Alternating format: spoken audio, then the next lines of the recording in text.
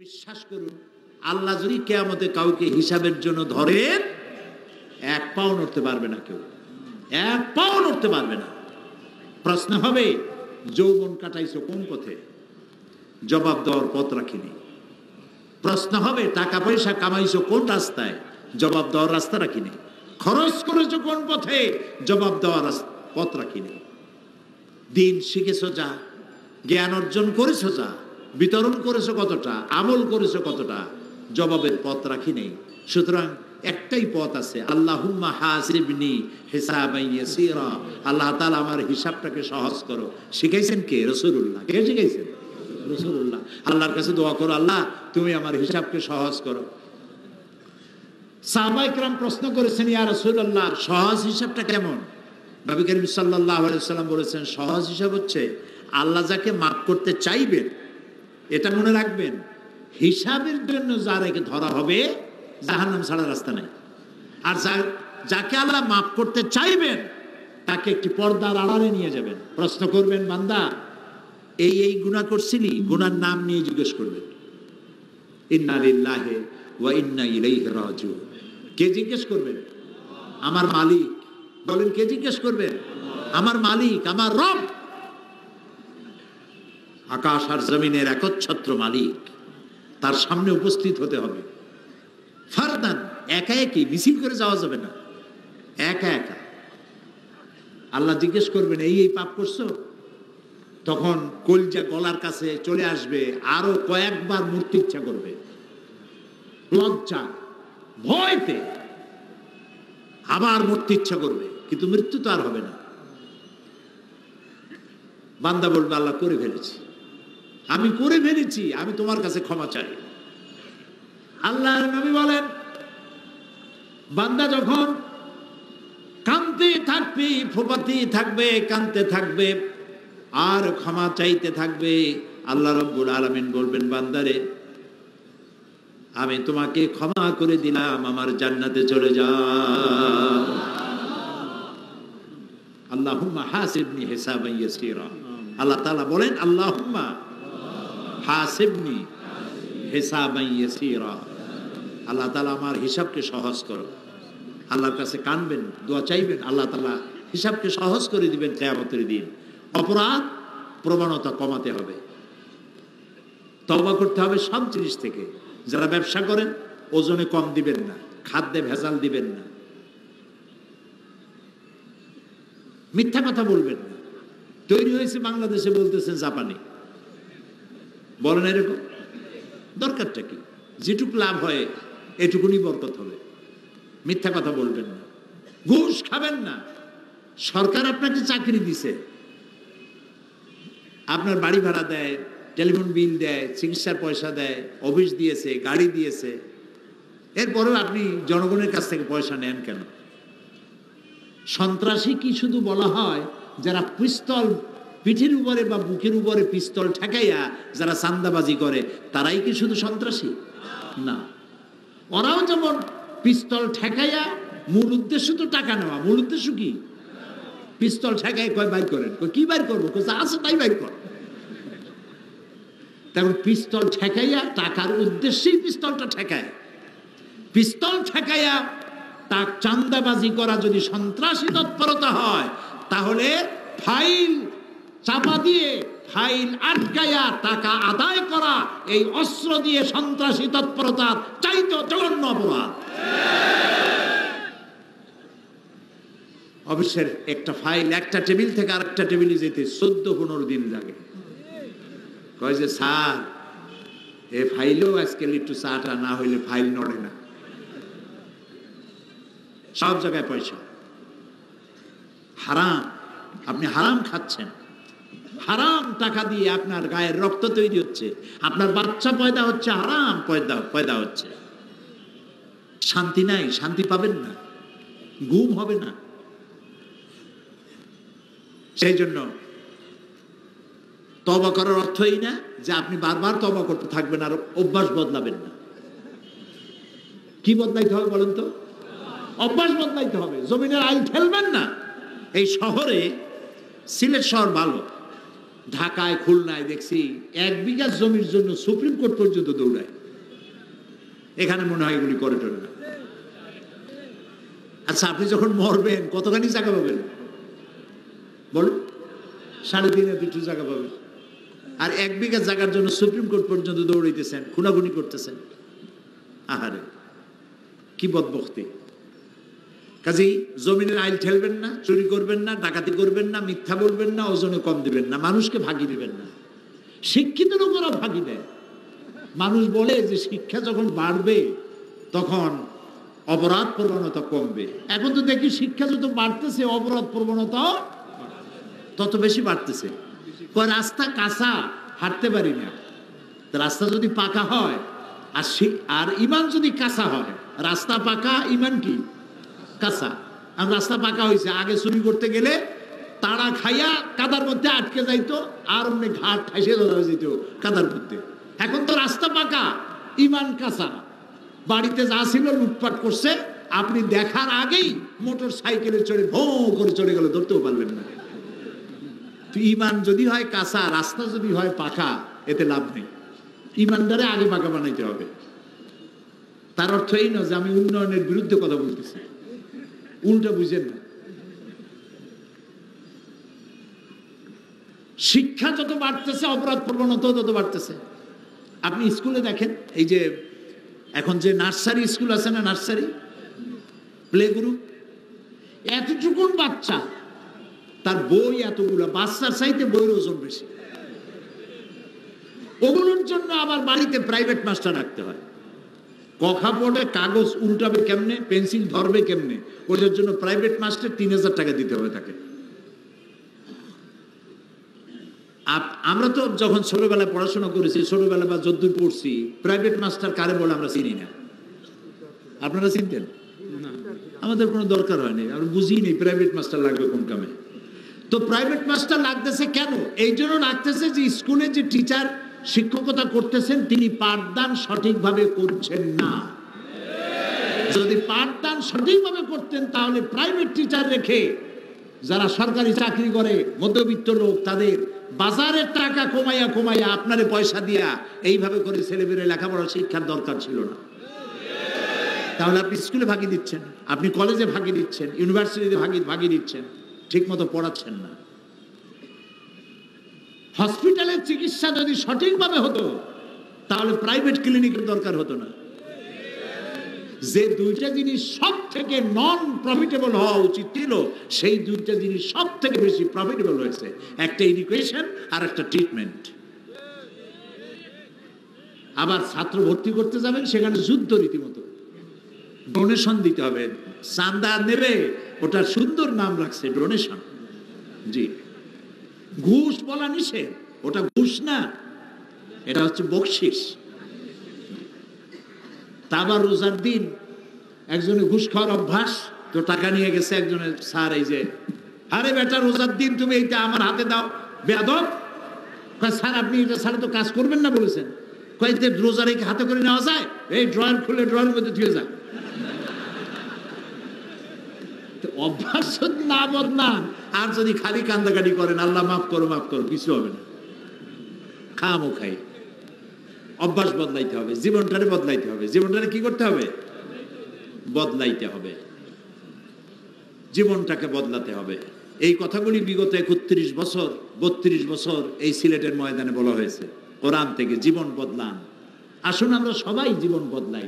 আমি আমাকেও নসিহত করি, সবাইকে নসিহত করছি, আমরা আমাদের জীবনটাকে বদলাই ফেলি, আল্লাহকে ভয় করি। মনে রাখুন, আল্লাহর অবজারভেশনের বাইরে 1 সেকেন্ডের জন্য আমরা কেউ নাই। আল্লাহর পর্যবেক্ষণের ভেতরে আপনি আমি রয়েছি। তিনি আলিমুম বিজাতিস সুদূর, সামিউম বাসীর, সব দেখতেছেন, সব শুনতেছেন, এবং আমার অন্তরের খবরও তিনি জানেন। সুবহানাল্লাহ, তাকে ফাঁকি দেওয়ার কোনো উপায় নাই। সেই জন্য আত-তায়েবুন, তওবাকারী, বারবার তওবাকারী। তওবা আমি কি বুঝাতে সক্ষম হয়েছি? আমিন বলি। আমরা যেন জীবনটাকে বদলাই, ওজনে কম দেব না, খাদ্যে ভেজাল দেব না, মানুষকে কষ্ট দেব না, প্রত্যেকটি মেয়ে লোককে সম্মান করব, নারীদেরকে সম্মান করব। এটা যুবকদের জন্য বেশি জরুরি, সবার জন্যই জরুরি।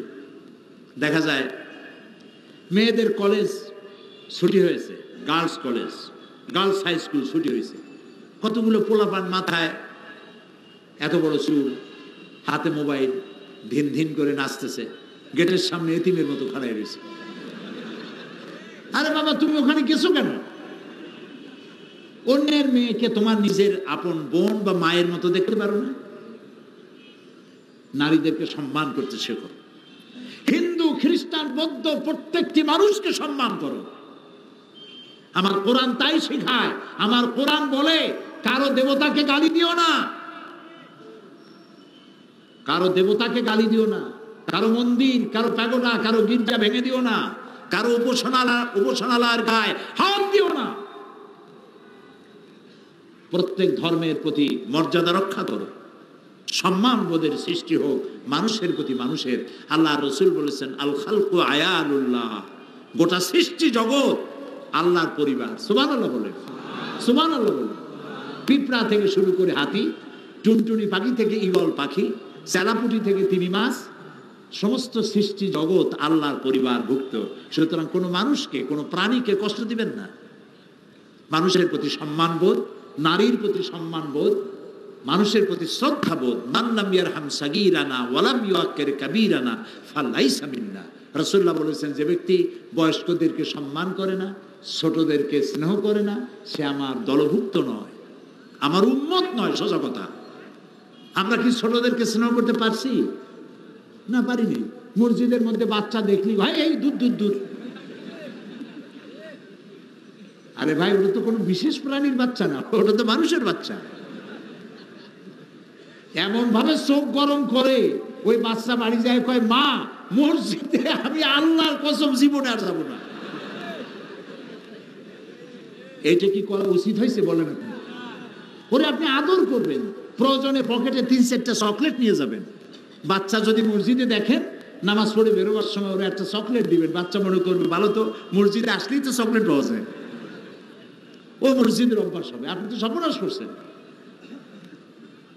নবী করিম সাল্লাল্লাহু আলাইহি ওয়াসাল্লাম এই আচরণ করেন নাই। বাচ্চাদের প্রতি তিনি রহমশীল ছিলেন। বলবো সামনের দিকে ইনশাআল্লাহ। আজকে কথা শেষ করে দিয়ে এইভাবে, যে আমাদের অভ্যাসটা বদলাইতে হবে। কি কি বলছে মনে আছে তো? তাও কথা কয় না। কথা না বললে আমি বুঝি কি? মনে আছে? মনে আছে? আল্লাহ মনে রাখার তৌফিক দিক জোরে বলেন আমিন। আমি মোনাজাত করব। মোনাজাতের জন্য দাঁড়ানো ভাইদের বসতে হবে। আপনারা তো জানেনই, আমি সবসময় বলি যে মোনাজাতটার আদব হলো বসে মোনাজাত করা। একটু বসেন। এতক্ষণ কিন্তু আমি একবারও বলিনি যে আপনি বসেন বসেন, বলিনি। এখন বলছি, আদর করে বলছি, সম্মান করে বলছি, বসুন। মোনাজাতে আমরা অংশ নেই। জীবনটাকে বদলাবো, এটা শপথ নিলাম আজকে। জীবনটাকে, যার যে বদভ্যাস আছে, আমি জানি আমার কি বদভ্যাস আছে, আপনি জানেন আপনার মধ্যে কি বদভ্যাস আছে, আপনি জানেন কত জায়গায় আপনি আল্লাহর সাথে নাফরমানি করেন, আমিও জানি আমি কত জায়গায় আল্লাহর সাথে নাফরমানি করি। আল্লাহ এবং রাসূলের সাথে নাফরমানি হয়, এই সমস্ত কাজ থেকে আল্লাহ তাআলা আমাদেরকে রক্ষা করো, আমরা বলি আমিন। তো আল্লাহ তাআলার কাছে তওবা করতে হবে, গুনাহ মাপ চাইতে হবে, আর ওই বদভ্যাস আর করব না। মা বাপকে সম্মান করব, ছোটদেরকে স্নেহ করব, ওজনে কম দেব না, খাদ্যে ভেজাল দেব না, মানুষকে ফাঁকি দেব না। চিকিৎসার নামে, এবার ডাক্তারদেরকে বলছি, যারা চিকিৎসক, সব না, আমি তো বলছি নসিহত আমার জন্য, রাগ করতেছেন না তো?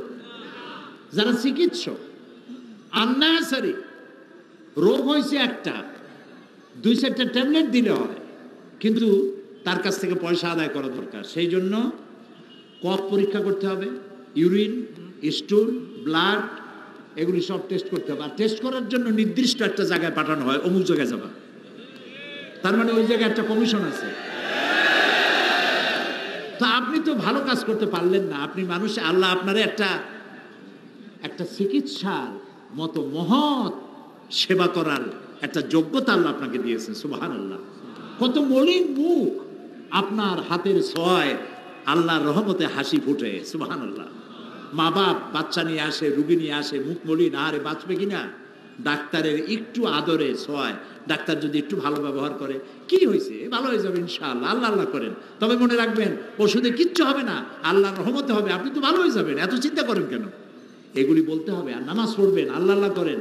আমার আবুল আম্বিয়া, সমস্ত নবীদের পিতা ইব্রাহিম আলাইহিস সালাম, তিনি বলেছেন ওয়াইজা মারিতু ফাহুয়া ইয়াশফিন, আমি যখন অসুস্থ হই আমারে কে ভালো করে? আল্লাহ। কে ভালো করে? আল্লাহ তাআলা ভালো করেন। রোগীদের সাথে ভালো ব্যবহার করুন, ভালো আচরণ করুন। এখন ডাক্তার যদি হয় বদমেজাজি, রুগী একবার আসছে ওষুধপত্র দিয়ে দিয়েছে, আবার আসছে তুমি এখনো মরো নাই, এই রকমের ডাক্তার হইলে তো তার কাছে আর আসবে না। মেজাজটা ভালো করতে হবে। প্রয়োজনের অতিরিক্ত টেস্ট দেওয়ার দরকার নাই, প্রয়োজনের অতিরিক্ত ওষুধ দেওয়ার দরকার নেই। আমি এক ডাক্তারকে জানি, যে ডাক্তারের মাথার উপরে লিখে রাখছে, আমি নাম বলবো না, তাহলে আপনারা সবাই তারে ওখানে যে ভিড় করবেন। তার মাথার উপরে লিখে রাখছে, আপনার যদি পয়সা কড়ির কোনো সমস্যা থাকে, অভাব থাকে, আমাকে বলতে লজ্জাবোধ করবেন না। আলহামদুলিল্লাহ বলে। তা আপনি যদি ডেলি একটা দুইটা রুগী ফ্রি দেখেন, আপনি কি না খায় মরবেন? দুইটা গরিব মানুষকে প্রতিদিন যদি ফ্রি দেখেন, সুবহানাল্লাহ, ওই লোকটা খুশি হবে, আল্লাহ আপনার ইনকামে বরকত দিয়ে দিবেন। শিক্ষক বললাম, ডাক্তার বললাম, আর আমার সম্প্রদায় যারা আলেম ওলামা আছেন, আমি তো আলেমদের পর্যায়ে পড়ি না, আমি তো একজন আপনাদের মতো তালিবে ইলম।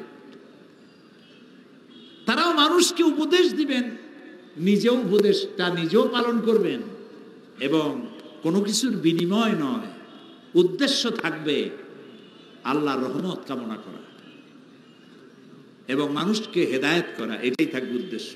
কোরআন বুঝানো থাকবে উদ্দেশ্য। কোরআন বুঝাই নাই বলেই এই জাতি মুসিবতে পড়েছে। এক সময় ছিল যখন প্রত্যেক বাড়ি বাড়ি কোরআন শরীফ তেলাওয়াত হইতো, ঠিক কিনা বলেন? বুড়া মানুষেরা বলেন, প্রত্যেক বাড়ি বাড়ি।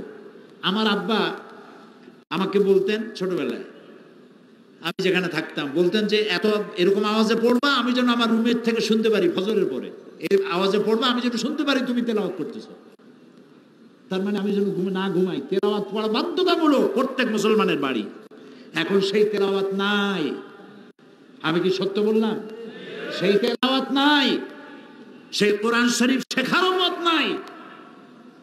রাত 12টা 1টা 2টা পর্যন্ত ডিশ অ্যান্টিনার মাধ্যমে টিভি দেখা, বাচ্চা ঘুমায় পড়ে। আর সকালবেলা উঠেই যত প্লে গ্রুপ, নার্সারি গ্রুপের ছাত্র আছে, সকাল 6:30টায় 7টার সময় স্কুল, বড়দের ক্লাস 11টায়, ছোটদের ক্লাস সকাল 7টায়। বাচ্চা কাঁদতে কাঁদতে স্কুলে যায়।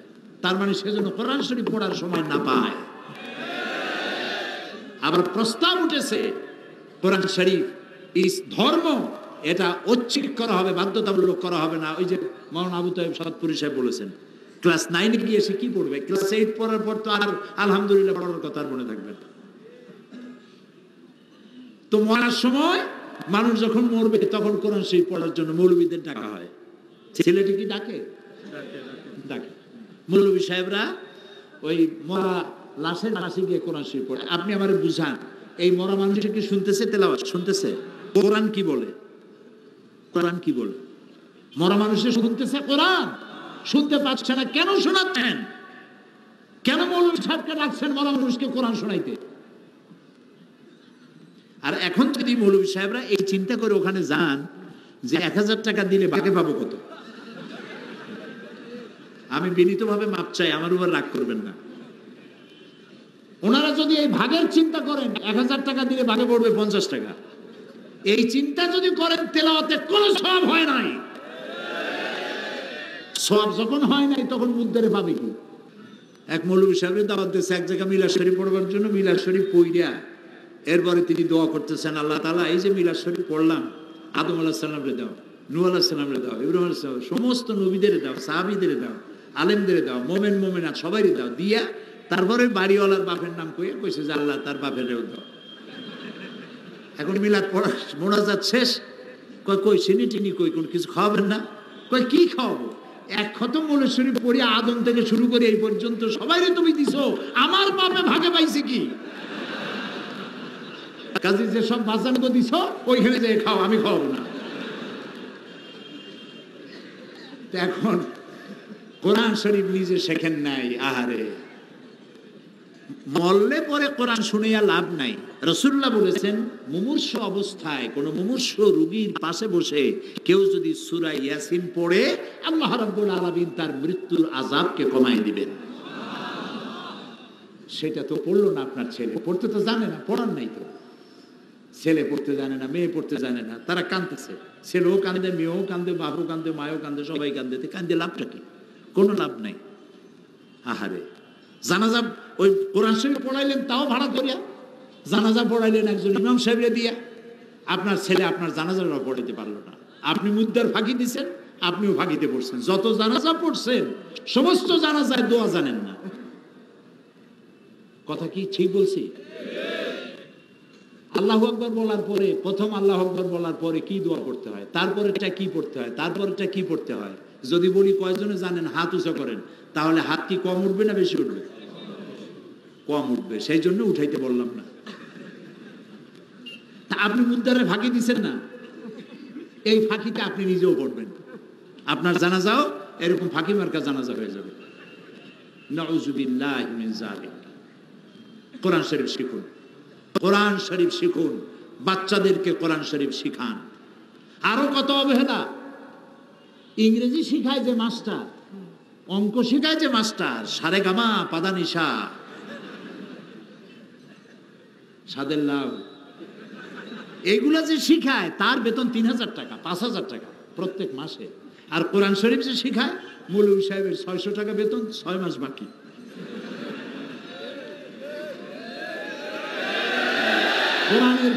কোরআনের প্রতি এই অবহেলা যে জাতি করবে, ওই জাতির অগ্রগতি উন্নতি হবে না, হবে না, হবে না। যে টাকা দিয়া ইংরেজি মাস্টার আপনি রেখেছেন, ইতিহাস ভূগোল পড়াবার জন্য, কম্পিউটার শেখাবার জন্য যে টাকা দিয়ে মাস্টার রেখেছেন, সেই টাকা দিয়ে হুজুর রাখেন। আপনার ছেলেকে মেয়েকে কোরআন শিখান, আপনার কপাল ভালো হবে, পরিবারের কপাল ভালো হবে, গোটা সমাজের কপাল ভালো হবে, গোটা জাতির কপাল ভালো হবে। অমাবস্যার রজনী দূর হবে, পূর্ণিমার চাঁদ উদিত হয়ে গোটা বিশ্বকে করবে উদ্ভাসিত আলোয় আলোয়ময়। ওয়াখির দাওয়ানা আলহামদুলিল্লাহি রাব্বিল আলামিন। বাকি কথা কালকে হবে আর পরশুদিন হবে ইনশাআল্লাহ। আল্লাহুম্মা আমিন। ربنا ظلمنا أنفسنا وإن لم تغفر لنا وترحمنا لنكونن من الخاسرين। আয় আল্লাহ তাআলা, হাজার হাজার মুসলমান নরনারী দীর্ঘ কয়েক বছর পরে এই সিলেটের ময়দানে কোরআনের মাহফিলে তোমার দরবারে হাত তুলেছি। মেহেরবানি করে আমাদের জিন্দেগির গুনাহ মাফ করে দাও রব্বুল আলামিন। আমাদের মা বাপ যাদের দুনিয়া থেকে বিদায় হয়ে গেছে, কবরগুলিকে জান্নাতের টুকরা বানায়া দাও। রব্বির হামহুমা কামা রব্বায়ানি সগীরা। সবাই পড়েন, রব্বির হামহুমা কামা রব্বায়ানি সগীরা। হে আল্লাহ তাআলা, দীর্ঘ 2-3 বছর পর এই মাহফিলের আয়োজন এই ময়দানে যারা করলেন, আঞ্জুমানে খেদমতে কোরআন, আল্লাহ এর সাথে যারা জড়িত আছেন, আল্লাহ তাআলা তুমি মেহেরবানি করে তাদের জিন্দেগির গুনাহ মাফ করে দিও। কিয়ামতের দিন আল্লাহ তাআলা এই কোরআনের সুপারিশ তাদের নসিব করে দিও। আল্লাহ তাআলা তামাম পৃথিবীতে মুসলমানেরা যত জায়গায় বিপদে আছে, সমস্ত বিপদগ্রস্ত মুসলমানদেরকে আল্লাহ তুমি সাহায্য করো রব্বুল আলামিন। আমরা যারা তোমার দরবারে হাত তুলেছি, আমাদের স্ত্রী পুত্র পরিজন সবগুলিকে দিনদার, ইমানদার, নামাজি, পরহেজগার বানায়া দাও। আয় আল্লাহ তাআলা, আমাদের দেশ সহ তামাম পৃথিবীতে মুসলমানেরা যত জায়গায় বিপদগ্রস্ত, মজলুম, কথা বলতে পারে না, নজরবন্দি, গৃহবন্দী, আল্লাহ দয়া করে তুমি তাদের সাহায্যকারী হয়ে যাও। ইসলামের বিরুদ্ধে যত ষড়যন্ত্র চলছে, সমস্ত ষড়যন্ত্রের মোকাবেলায় আল্লাহ তুমি আমাদের শত্রু এবং আমরা এর মাঝখানে তোমার রহমত দিয়ে আমাদেরকে পর্দা দিয়ে ঢেকে রাখো আল্লাহ তাআলা। এই বিশাল মাহফিলের আয়োজন যারা করেছেন, প্যান্ডেল করেছেন, লাইট, মাইক, পোস্টারিং, প্রচার, ইত্যাদি যারাই শরীক হয়েছেন, যেসব সাংবাদিকরাও এসেছেন, আলেম ওলামা এসেছেন, আল্লাহ সকলকে জীবন বদলাবার তৌফিক দাও। আল্লাহ ওই রকমের দিন বদল চাই না যেই দিন বদলে সন্ত্রাসী তৎপরতা বেড়ে যায়, যেই দিন বদলের মাধ্যমে মানুষের ভাগ্যের সর্বনাশ হয়, এই দিন বদল চাই না। আল্লাহ আমাদের ভাগ্যের বদল চাই, আমাদের ভাগ্য বদলায় দাও, খারাপ থেকে ভালো ভাগ্য দান করো, খারাপ ভাগ্য থেকে সৌভাগ্য দান করো, বদ আমল থেকে নেক আমল দিয়ে আমাদের জীবনকে ভরে দাও। আগামীকাল এবং পরের দিন এ মাহফিল তোমার কুদরতি নিজাম দিয়ে তুমি পরিচালিত করে দিও, তোমার বান্দা বান্দীদেরকে আসার তৌফিক দিও। আর তো এখানে যারা কথা বলবেন তাদেরকে তোমার পক্ষ থেকে সেই কথাগুলি বলায়ও যে কথাগুলি বললে মানুষের হৃদয়ে দাগ কাটে এবং আমল করার সুযোগ পায়, বোঝা সহজ হয়, এভাবে বলার তৌফিক দিও। রব্বানা তাকাব্বাল মিন্না ইন্নাকা আনতাস সামিউল আলিম ওয়া তুব আলাইনা ইন্নাকা আনতাত তাওয়াবুর রহিম। সুবহানা রাব্বিকা রাব্বিল ইজ্জাতি আম্মা ইয়াসিফুন ওয়া সালামুন আলাল মুরসালিন ওয়ালহামদুলিল্লাহি রাব্বিল আলামিন। ওয়াজআল আখিরা কালামিনা ইনদাল মাউত লা ইলাহা ইল্লাল্লাহু মুহাম্মাদুর রাসূলুল্লাহ। আসসালামু আলাইকুম।